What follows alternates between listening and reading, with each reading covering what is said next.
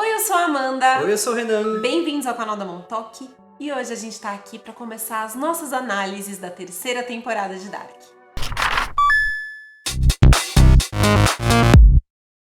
Se você não é inscrito nesse canal, já se inscreve, ativa o sininho de notificações, compartilha com seus amigos e deixa o like nesse vídeo. Segue a gente lá no Instagram também pra gente continuar conversando sobre as nossas séries preferidas. E vamos lá, gente. Ontem nós soltamos um vídeo bem sincerão sobre Dark. Primeiras impressões, assim, a gente não ficou pausando, voltando, revendo episódio, a gente Nós assistiu. nos permitimos viver essa experiência. A gente assistiu, a gente só assistiu. A gente deu uma pausa pra almoçar e foi. Uma dormidinha. Que ninguém foi. é de Tipo, a gente assistiu meia temporada, deu uma pausinha, comeu, deu uma cochilada e voltou. E seguimos. E agora a gente quer discutir essa terceira parte com vocês. E quando eu digo discutir, é realmente ir construindo novamente, como a gente fez na primeira e na segunda temporada. A gente vai comentar sobre o que a gente achou, sobre os detalhes que a gente encontrou, e a gente conta com vocês, para que juntos a gente possa criar um maior entendimento dessa série. tentar... O que sabemos é uma gota. Talvez exato. juntos a gente forme assim um laguinho, não sei. Sim, um laguinho. Né? Exatamente. Um laguinho. A gente quer tentar, pelo menos, descobrir parte das questões que a gente não conseguiu as respostas. Que a gente né? precisa entender. Dark foi feita pra ser assistida, reassistida. Já nos perguntaram como é que foi aqui. Pra gente assistir o primeiro episódio, eu tava extremamente emocionada. Eu gritei muito, eu vibrei muito.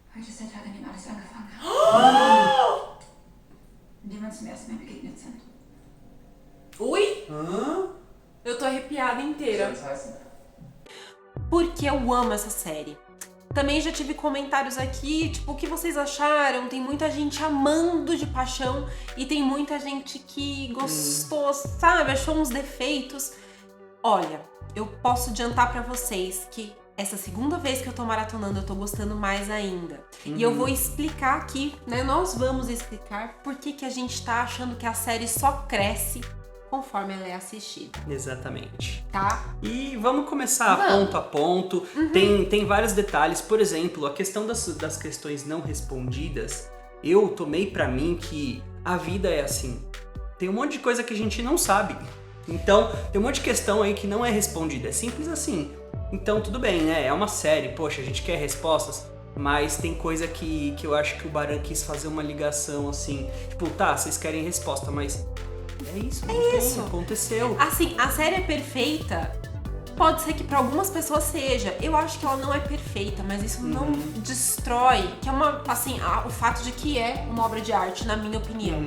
Tem coisa que talvez o Baran, assim, a Netflix, né, comece a deixar, por exemplo. Informações extras? Eu tipo, a árvore genealógica, ela já deixou a mais, né? Depois a gente vai comentar sobre isso. Mas só pra adiantar a minha análise final, eu acho que Dark, o final de Dark, é mais sobre como você enxerga o mundo do que como a série enxerga o mundo. E nós vamos chegar lá nisso juntos. Convido vocês a reassistirem um episódio por dia com a gente e discutir isso no final, beleza? Vamos lá. Então vamos lá, o primeiro episódio chama Déjà Vu, porque tô parece... sem óculos, não enxergo nada. Mas a gente trocou, né? Eu tô sem óculos. É porque a casa nova, eu fui tomar banho e não lembro onde eu pus, eu não acho mais. Então... Calma. Mas enfim, estamos aqui mais perdidos do que nunca na Casa Nova e em Dark, mas vamos organizar essa parada. O primeiro episódio chama Déjà Vu, porque parece que a gente tá tendo um déjà vu, né? Vendo tudo. E começa com uma frase do Schopenhauer: o homem é livre para fazer o que quer, mas não para querer o que quer. E isso é maravilhoso. É uma frase, assim, logo que começou, a primeira frase que apareceu foi essa. E eu já falei, nossa, meu Deus, que frase. Perfeita pra dar. Perfeita. E a gente vai começar dessa vez com uma fala da Eva, né? Nós começamos no mundo 1, atenção para esses mundos, a gente vai tentar deixar bem claro que a gente entendeu cada período, cada data. Então a gente tá no mundo 1, o covil da Sigmundos tá totalmente vazio, né? Já tá abandonado. Todo apagado, né? A gente, provavelmente todo mundo que tinha que vazar de lá já vazou depois do apocalipse, né? E a gente vai ver o trio que ficou conhecido mais como personagem desconhecido, mas eu chamei de trio, vou tomar de trio. Eles chamaram na série de A Origem, ele não tem nome Trio mesmo. desconhecido, A Origem. A gente chama de trio. chega lá o trio e vai olhar. Primeiro chega aquele personagem que é o adulto, né? Ele olha pra aquilo, pega aquela planta de uma das máquinas do tempo, dobra. Que acho que é da Aparatos, tenho quase certeza, porque é igualzinho a Aparatos. E aí entram os personagens, o mais novo e o mais velho, e juntos eles vão colocar fogo no covil da Sekimundo. É interessante porque a gente viu na primeira temporada um enforcamento, uma morte, né, na primeira cena. Na segunda temporada a gente vê aquela cena da morte do Bartosz adulto, pelo Noah, que é uma grande ironia, a gente vai chegar lá. E agora a gente tá vendo a morte do covil da Sekimundo. É mais ou menos isso, a destruição, a morte desse covil, né? É a morte do covil. E assim, eu achei interessante que eles pegaram a planta da Aparatos e depois a gente vê lá na frente aonde que a Cláudia pegou a planta da Aparatos. Então, tipo, é um paradoxo tão grande. É um ciclo. Tão grande. Meu, a mente explode de tentar explicar. Sim. É verdade. Eu só fiquei na dúvida. Essa cena acontece mesmo depois do apocalipse? Eu acredito que sim, né? Eu acho que sim, porque o covil tá todo apagado, então dá a entender que todo mundo já tá lá junto com o Adam. Né? Também achei que foi isso. Naquela cena que o Adam vai mandando de 2 em 2 a galera aí colocando as peças no lugar. Então acho que a partir daí todo mundo já deixou o covil. Entendeu? Não sei se eles sabiam que isso ia acontecer ou se eles deixaram porque faz parte, né, do... Aí a gente vê uma fala da Eva nesse covil que eu não anotei inteira, mas que é mais ou menos o seguinte: se a gente soubesse do nosso destino, poderíamos mudar algo ou uma mão invisível nos levaria ao mesmo fim. O caminho... meio que conversando com a frase do começo, né? Exato. E aí ela fala, o caminho importa se acabarmos sempre em frente a nós mesmos. Gente, isso é poético, é sensacional. É muito legal. O caminho importa se no final a gente sempre vai dar de cara com quem nós somos, com as nossas ações, com os nossos desejos. Enfim, aí é importante só a gente falar que quando o trio estiver no mundo 1, a gente vai ver a cicatriz do nosso lado direito da tela. Sim, do lado esquerdo deles e do nosso lado direito. E essas cicatrizes, elas vão mudar de lado. Inclusive a Marta, quando chega lá pra buscar o Jonas no Apocalipse, ela tá com um machucadinho, ela tá do lado do nosso lado, de quem vê a tela, do lado direito, né? E na maioria da temporada, que ela tá no mundo 2, é do outro lado. Sim. Então tudo fica invertido, tudo eles trocam o mundo, inverte. Espelhado, né? E como a gente falou, a nossa teoria inicial, que eram 3 mundos, um espelhado. É isso, né? Claro que a gente não adivinhou tudo, obviamente a gente nunca conseguiria, mas essa parte é verdade, né? E aí a gente vê o apocalipse acontecendo no mundo 1 e a Marta 2 indo buscar o Jonas. A gente já viu essa cena várias vezes, né? Só que eles vão parar dentro da caverna. Sim. E o Jonas vai falar, você não é a Marta. Tipo assim, a Marta acabou de morrer, eu tava aqui, eu vi. Sim. Inclusive, o machucadinho que eu falei já mudou de lado. Já muda de lado logo agora. Se vocês estiverem na dúvida, é só ficar vendo em que lado que tá. E a Marta fala, mas hoje é o dia em que tudo começa. Nós nos vimos pela primeira vez. O meu mundo e o seu mundo estão ligados por um nó inseparável. E deixa o Jonas lá com cara de... Meu Deus, o que tá acontecendo? E ela fala, eu vou consertar tudo, eu prometo. É a mesma fala dele pra ela, depois que ela morre, né? E ela vai embora com a Pokébola lá, com a máquina interdimensional que a gente apelidou de Pokébola, né? Exatamente. Todos os fãs apelidaram. Então já fica aí um vocabulário para entender a 3ª temporada de Dark, né? E a gente tem que lembrar que esse Jonas, ele passou por muitas coisas, né? É o Jonas que acabou trocando de lugar com o Helg, ele foi pro futuro, ele volta. Então a gente tem que lembrar que Jonas é esse, certo? Exato. As experiências que ele viveu. Sim, e porque agora... são diferentes as experiências.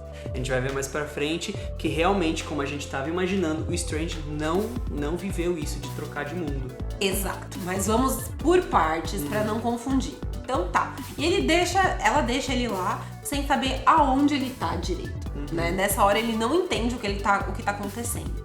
E a gente vai ver que essa data do mundo 2 vai se passar exatamente no dia 4 de novembro de 2019, que é o dia onde menino Mikkel desapareceu no mundo 1. E detalhe, quando aparece lá a letrinha do dia 4 de novembro de 2019, aparece já tudo invertido. Ou seja, mais uma pista pra gente entender como é que aquele mundo funciona. Inclusive a casa, tudo invertido, tudo. A cozinha, tudo... E você percebe que quando a gente vê a casa dos Canvald, porque agora os Nielsen vão morar naquela casa que era dos Canvald, a Marta acorda num susto. Igual o Jonas acordava. Só que o Jonas tinha presenciado o suicídio do Mikkel. E a Marta não. O que me faz acreditar que essa Marta 2 já estava tendo sonhos, pesadelos. Sim, exatamente. Não é? Porque ela acorda num susto, tipo assim, passada com o que tá acontecendo. E não mostra o pesadelo que ela tem. E mesma coisa o Mikkel, que a gente vai ver daqui a pouquinho, que ele tem pesadelos. Inclusive a Marta até fala, nossa, o que ele tem? Ele tá realmente transtornado. Mas vamos pela ordem. Não fala. Vamos pela ordem. Ela acorda. Essa Marta, a gente tem que lembrar, ela tem o cabelinho mais comprido pra gente ir identificando quem que é quem. Ela não conhece o Jonas, porque não existe Jonas nesse mundo, tá? E ela desce e a gente vai ver a família Nielsen, que naquele momento é composta pela Catarina, o Magnus, a Marta e o nosso menino Mikkel. A Marta vai cheirar um leite igualzinho o Jonas, eles são um par perfeito, nunca duvide disso. E o Mikkel tá tendo esses pesadelos. Sim. A fala da Marta é exatamente essa. Talvez não seja um sonho. O presente é um sonho e nós não somos reais. Olha aí os autores brincando com a gente já no começo dessa temporada, falando o presente é um sonho e nós não somos reais. Vocês também estão questionando se vocês são reais ou não? Então, eu achei legal isso que ele quis fazer. Tipo, ele brinca muito com déjà vu, com sonho, que são coisas que não dá pra explicar. Tipo, você consegue explicar quando você tem déjà vu? Porque eu já tive um monte e não dá pra explicar. Eu não sei se eu já vivi aquilo, se eu já sonhei com aquilo, não dá pra saber o que é. É uma doideira, tudo invertido na casa dos Canvald, os lados, isso é perfeito, é maravilhoso. E a gente vê logo no começo que o Magnus está pegando a Francisca. Mais um paralelo com as primeiras temporadas, que a gente sempre vê uma cena de duas pessoas se pegando, né, logo no começo. E a Francisca sai pelo mesmo lugar que o Uric saiu, né? Boa. O lado oposto, mas... O lado oposto da casa dos Canvald. É, maravilhoso. Ele é todo tatuado, a gente viu aí uma tatuagenzinha de um planeta e tal. No olho, e aqui no meião, assim, a gente vê uma tatuagem muito interessante. Que é do Caduceu. O Caduceu vai aparecer novamente na série, mas só pra gente ter uma ideia, ele é um bastão de ouro com duas serpentes defrontadas e enroscadas em torno dele, sob um par de asas em que se termina a extremidade superior, certo?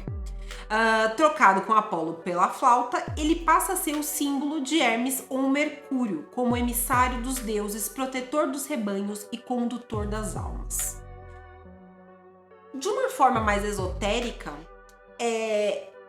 essa coisa do elmo alado, das duas serpentes, a origem seria explicada pela suposta intervenção de Mercúrio diante de duas serpentes que lutavam entre si, as quais se enroscavam no seu bastão.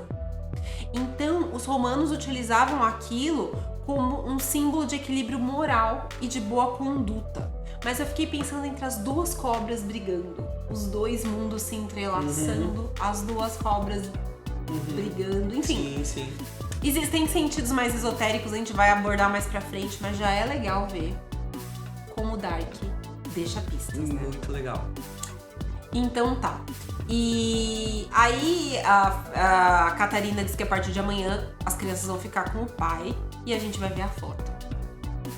A foto rasgada, sem o Uric. E a Marta não gosta da ideia não. Então, provavelmente o que aconteceu? O Uric tava traindo a Catarina com a Hannah. Aí a Catarina acabou descobrindo e tal. Ou a Hannah engravida. E aí ele se vê forçado a viver com a Hannah. Pode ser que... então, mas existem ele é o grande safado da história. De qualquer maneira. Se aprendemos alguma coisa nessa série, que boy lixo não muda nem no... Nem no outro mundo. Por quê? Porque aí na casa dos Nielsen a gente vê o Uric e a Hannah grávida. A gente não sabe realmente se ele largou a Catarina ou se foi porque a Hannah engravidou, enfim. Mas aí ela, por que você demorou tanto? Ou seja, ele não tava em casa. Aí o que ele responde, Renan? A fila do pão tava grande. Primeiro dia de aula, a fila do pão. É o apocalipse. Nossa, tá chegando. É a mesma desculpinha, E aí a frase célebre que Hannah diz pra ele, eu te amo. E ele responde, você é linda. Para de coçar esse olho, coisa. Você tá com que eu tô sem óculos, olho. eu tô sem óculos, eu fico com o olho irritado. Deus, eu fiz a frase pra você pra gente encenar e você não olhou. Você é linda. Obrigada. Ai, boy lixo. Tudo bem, a Marta cata o casaco amarelo, ela acha que vai chover, sai de bicicletinha e olha a usina, igualzinho eu, nossa, olha. E aí a gente vê lá em Vinden que o Eric Obendorf desapareceu igualzinho. Mesmo cartaz. É isso aí. A gente vê também o Jonas saindo da caverna, coitado, sem entender nada. E aí a gente vai pra escola, onde tem um cartaz lá, Semana do Teatro. Sim, que é aquele cartaz lá que a gente viu no trailer, a gente ficou tentando enxergar o que era. Era só a Semana do Teatro. E aí tem uma imagem interessante de uma mulher toda de preto, um homem embaixo. Lembra a Ariadne, mas tem uma cobra entrelaçada na árvore. É estranho, é esquisito. Parece uma mistura de Ariadne com Adão e Eva. Parece, é isso mesmo. Eu comentei isso, falei, nossa, é Ariadne, mas parece Adão e Eva. Se falta algum conhecimento da gente sobre isso, deixa aqui nos comentários, tá bom? Isso aí. E aí, como é Semana do Teatro, teoricamente, tem muita gente fantasiada, com figurinos, acho. Né, tal, com figurinos. A gente vai vendo assim a câmera seguindo eles. A Marta e o Magnus. E a gente vê 3 pessoas vestidas de morte, 3 anjos sendo carregados. Anjo, morte. A gente vê meninas com roupas de épocas que podem lembrar, sei lá, clássicos como o próprio Romeu e Julieta. A gente vê as gêmeas do Iluminado, que podem ser todas referências. Referências do Baran, né? Enfim, bem legal, achei bem legal. De obras, né? A gente vê máscaras de cervo. E aí a gente vai ver que a Marta tá namorando o Killian Obendorf. Que ele não era, né? Que é o menino, continua sendo o menino do teatro, mas agora ele é o Obendorf. Exatamente. Isso daí que é uma coisa que, assim, eu não sei se ele era um Obendorf no outro mundo. Nunca Provavelmente saberemos. Sim, porque geneticamente ele tem que ser, né? Verdade. Então ele acha que era um Obendorf no outro mundo, mas ele quase não aparece, então... Ou pelo menos filho do Obendorf lá, que eu esqueci o nome dele. Que é Sim, Sebastian... mas ele só não apareceu, até aí tudo bem. Sebastian não, Sebastian é o nome do pai da Hannah.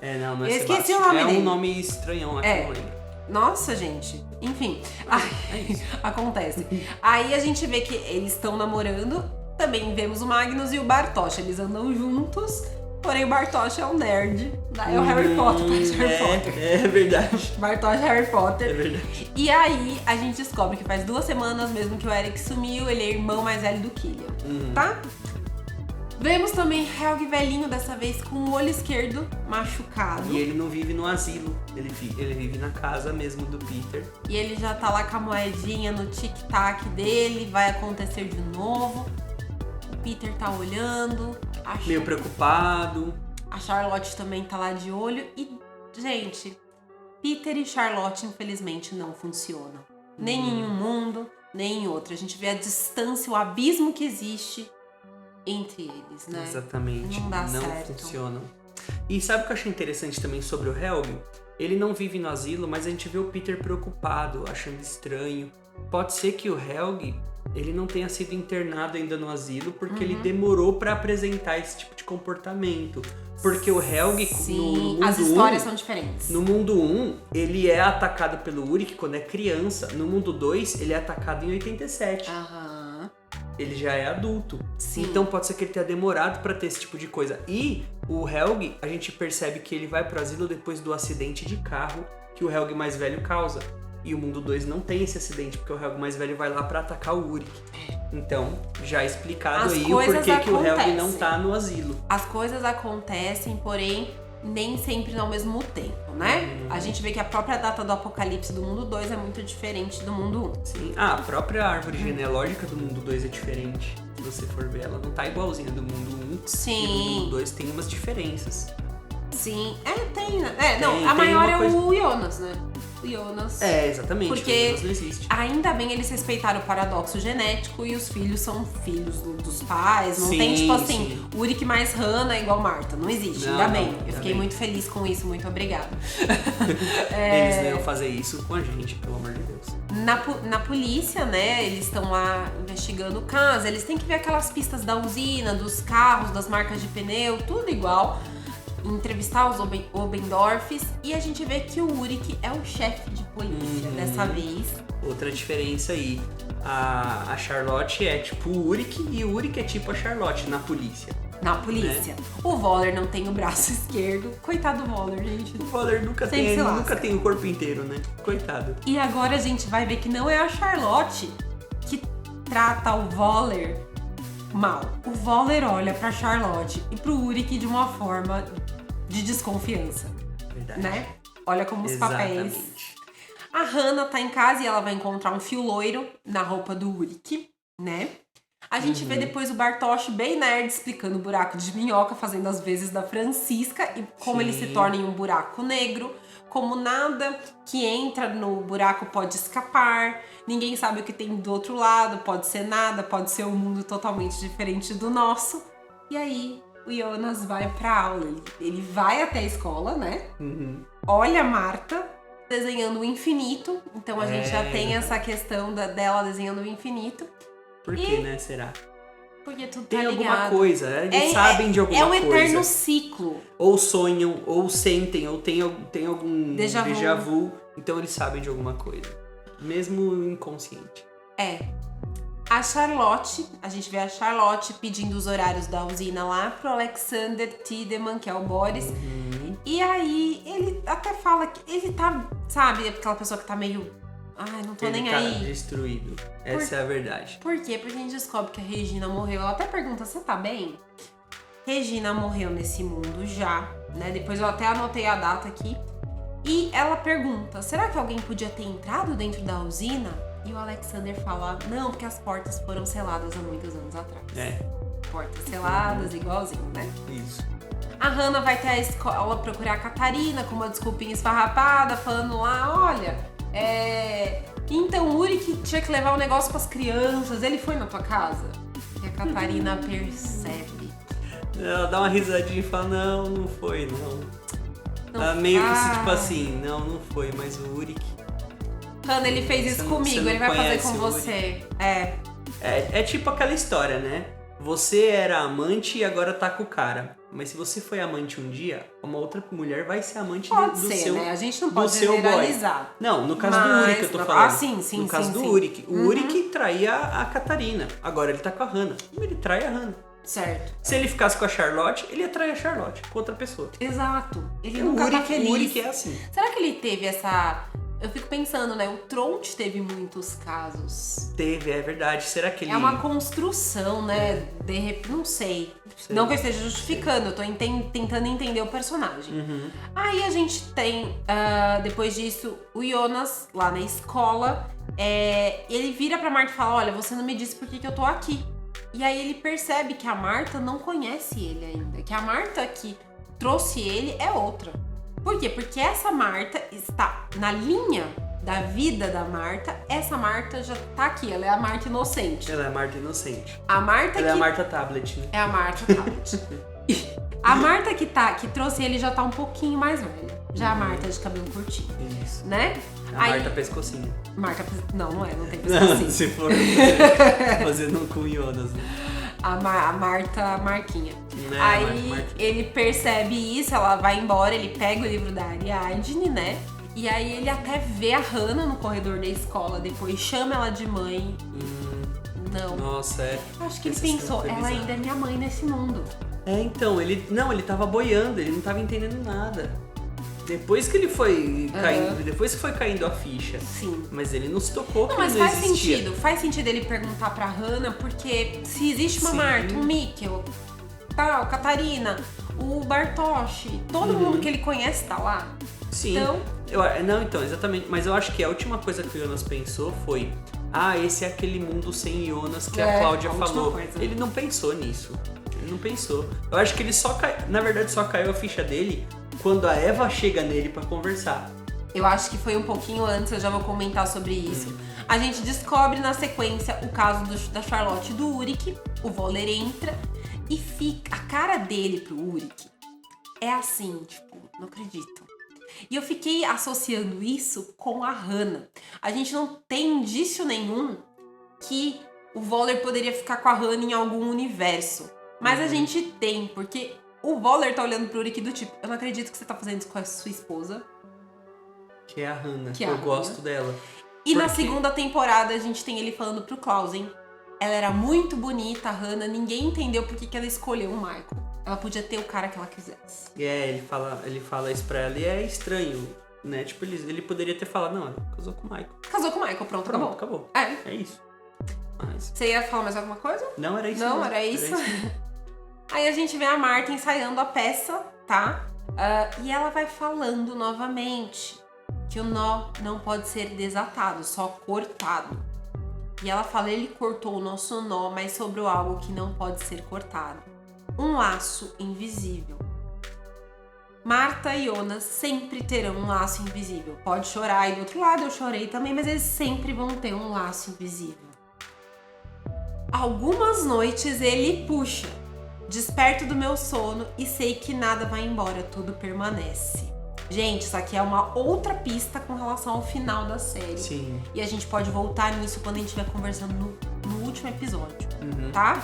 E aí entra lá o Killian fazendo a peça, falando, eles eram cegos de olhos e coração, foram punidos dos seus pecados, que também pode ter a ver lá com os pecados de todos estarem causando tudo isso. Eles brincam, acaba o ensaio e o Jonas escuta que eles vão pras cavernas.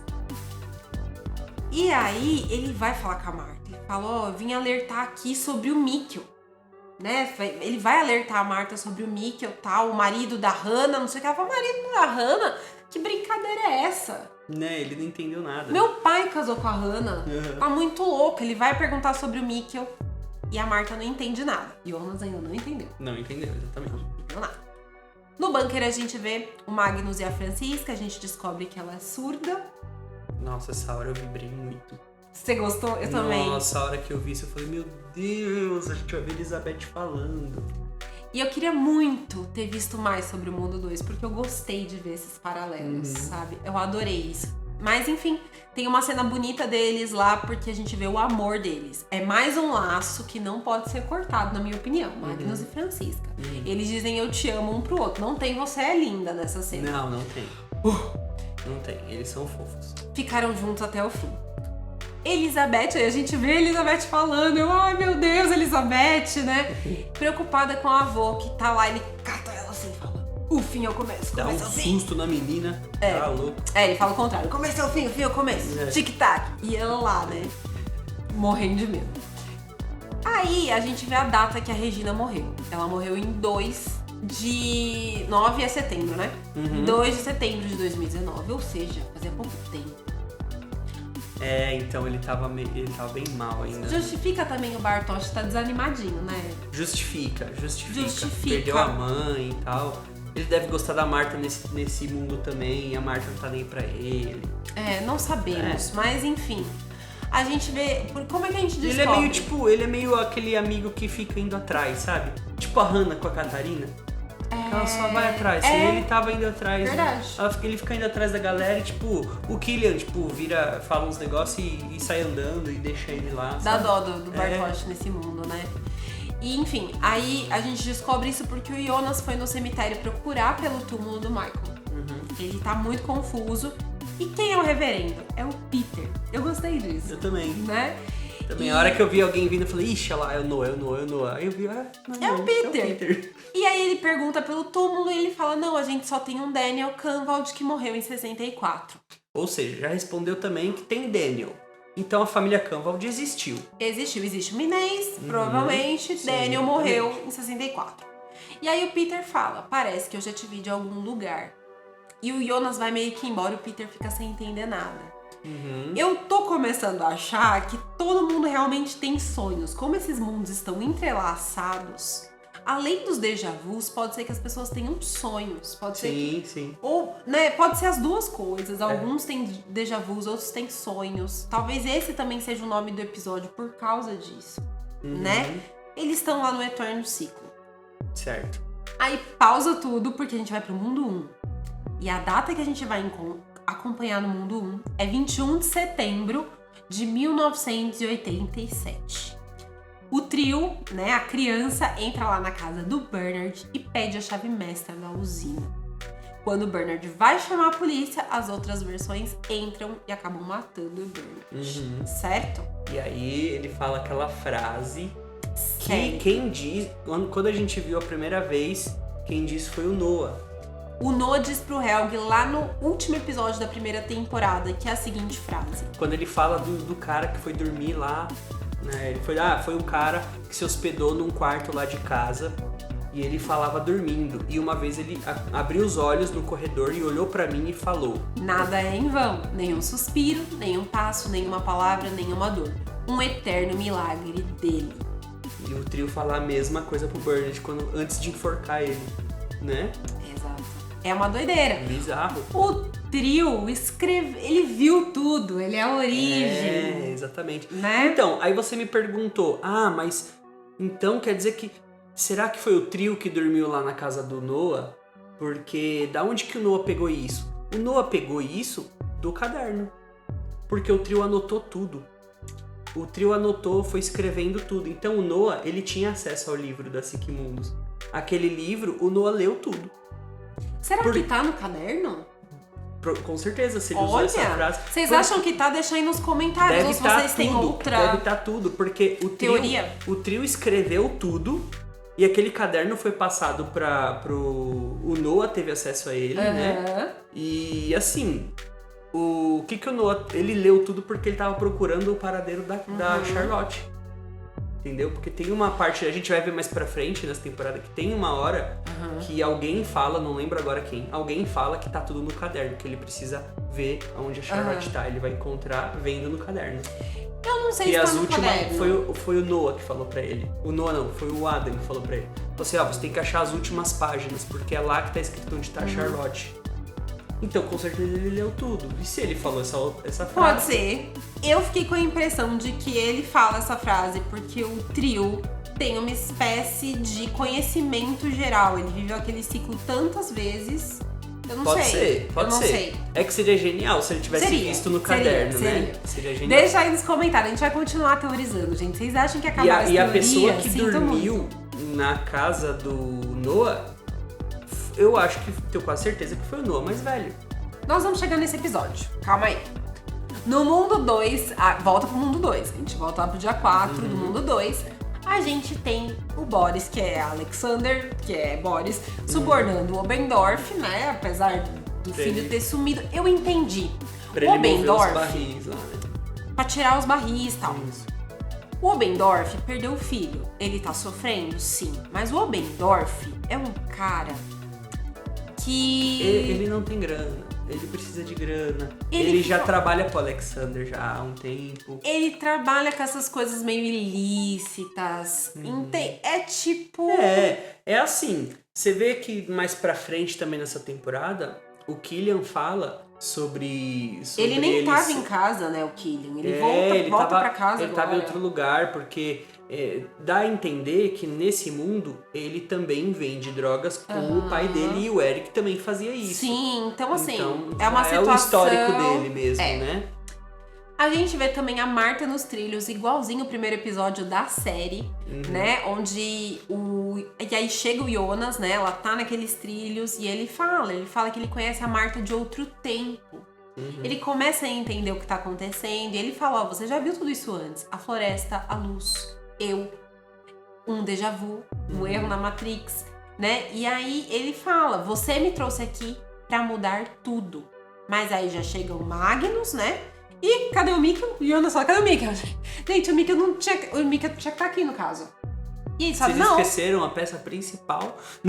Gente, ele tem que sumir, cara. Ele tem que sumir, gente. E não, o Magnus fala, o Mikkel já é grandinho.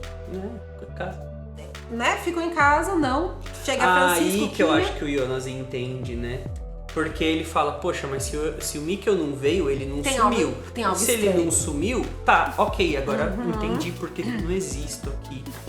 Aí a gente vê o Uric também oferecendo carona pra Charlotte pra ir pra reunião dos pais. Igual ele fala, ai, ô, Hannah, vamos pra reunião dos pais?